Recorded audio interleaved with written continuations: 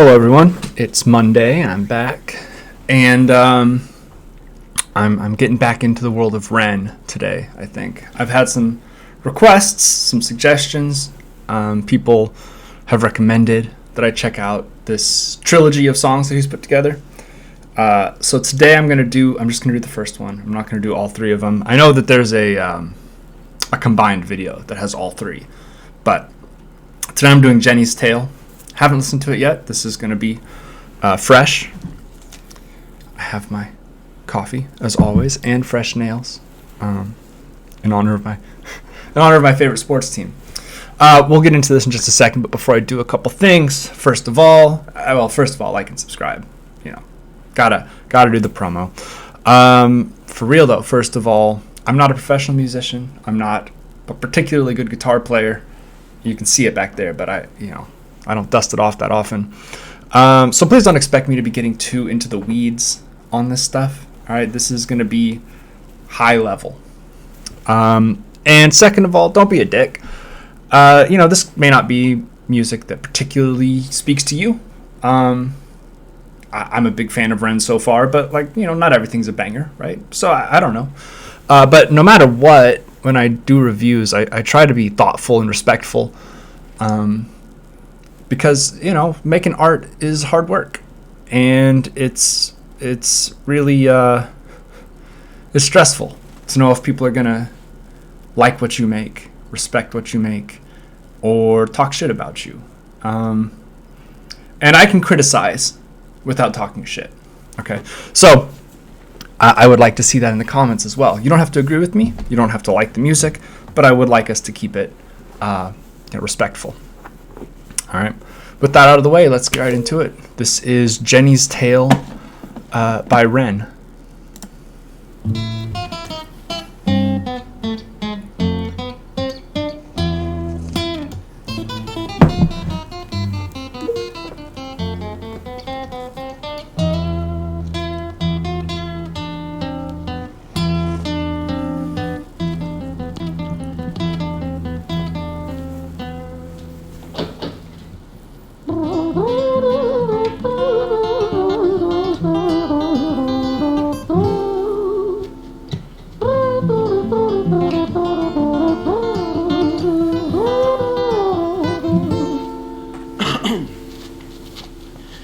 It was a quiet dark night in an empty street somewhere in London City. Jenny walked alone, she was dragging her feet. She was heading back home to sleep. Well, she knew this town, she knew this floor, because she walked it about 1,000 times before. She wanted to escape. Can you blame? Well, on the very same night, in a different place, there was this hooded young youth by the name of James. He was 14 years old and out of his brain. He'd been smoking ganja with the boys. James, he grew up to be a kid of the street.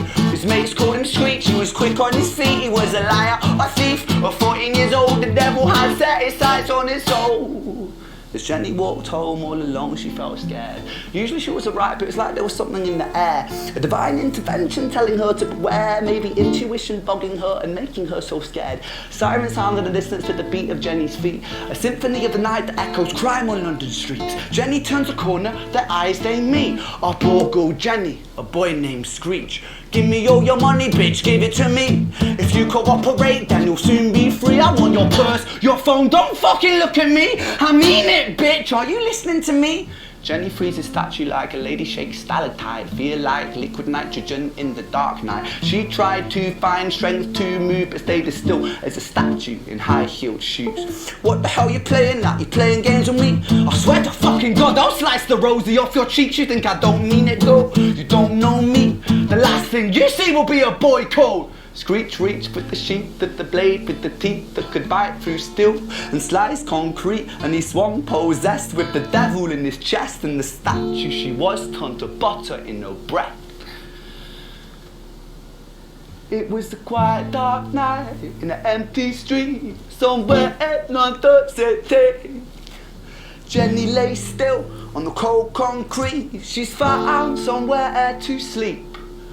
Well, she knew this town, she knew this floor, 'cause she'd walked here about 1,000 times before. I guess that she escaped. It's such a shame.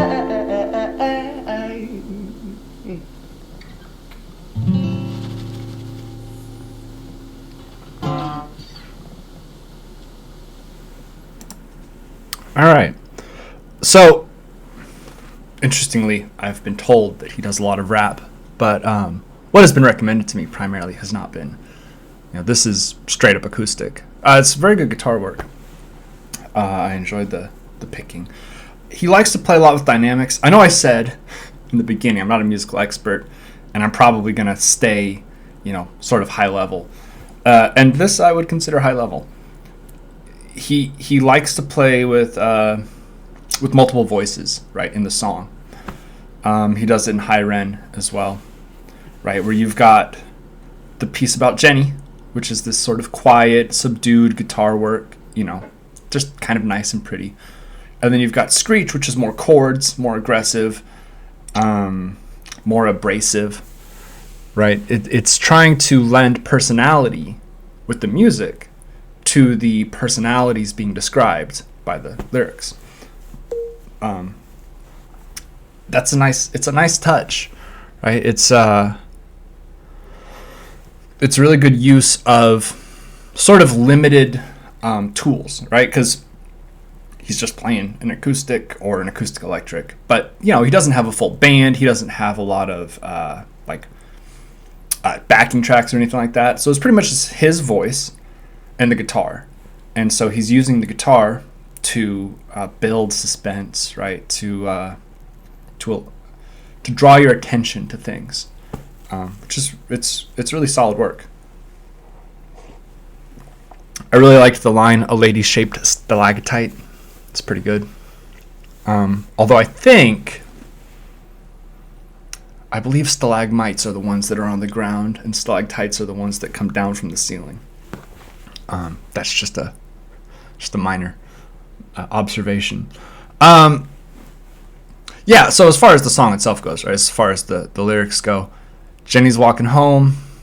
Some teenage hoodlum. I don't remember I couldn't tell what he said that Screech was smoking. I'm assuming something other than weed, because weed tends not to make you violent. I mean, it tends to make you enjoy bad movies, but people can react to things different ways, so I'm not trying to be too broad here, but as a general rule, weed is not known to be a real cause of violent crime. But anyway, Screech was high on something, and disenfranchised, right? And decided that Jenny was a nice target.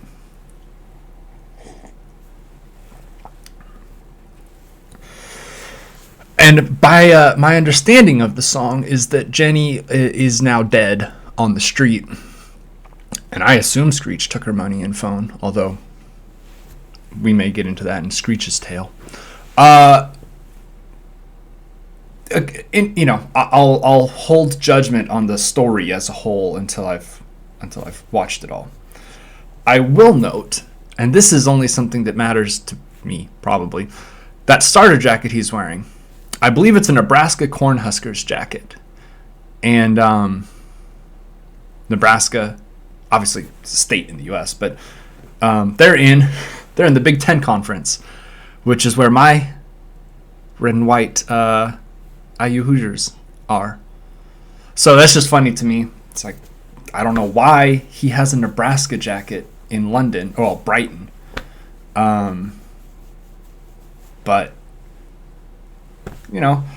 maybe I'll see to it that he gets a jacket with a better team on it. It's the same colors, still red and white. But IU, it's just nicer. It's just a prettier logo. It's a better school. Listen, you gotta talk your shit a little bit, right? If you're a Mank, you're either a blue or a red. And if you're a blue, you talk shit about the Reds, and vice versa. thank you guys for watching. I appreciate your time. Hopefully you enjoyed it. Hopefully you enjoyed the song. If you didn't enjoy me, at least you got something out of it. Have a good day. Stay safe out there. Drink lots of water and be good to each other. It's a little tangent at the end here. I just saw a video that he posted that he took in 2014, but he posted it, I don't know, a month ago or something. Just sort of for context, so people could understand kind of what was going on back when he was really, really sick. Not that he's not still pretty sick, but and I think it you never know, right? You never know what people are dealing with. They may look totally put together. They may look healthy and handsome or pretty or attractive or whatever, whatever your particular term that you like is. They may have money even. But there are some things that you just can't see, and you don't know what somebody's dealing with, right? It could be an illness, a chronic illness like Ren has. It could be death of a close family member, loved one. Could be, could have just got fired, could have just got laid off, right? You don't know just by looking at somebody what's going on in their life. So treat people with some dignity and some respect, right? A really, really good example of this is like wait staff at restaurants, right? You don't know what the fuck is going on in your waiter or waitress's life. You don't know why they're having a bad day. Maybe you don't get very good service. Maybe they're, snappy or they're not attentive, but you don't know what's going on. They might have just had their power cut off, right? Their mom might be in the hospital. You don't know. And so, as far as you have the power to do so, extend grace to people, right? Until such time as I find out that there's not a good reason for me to give you grace, I will try to. Because I would like to be given grace when I need it.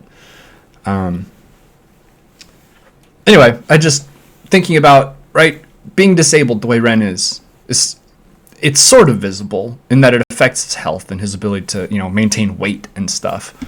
But he's not he's not visibly physically disabled. But he is still just a lot going on, right? And you just can't know. So, be good to people. And I'll see you on the next one.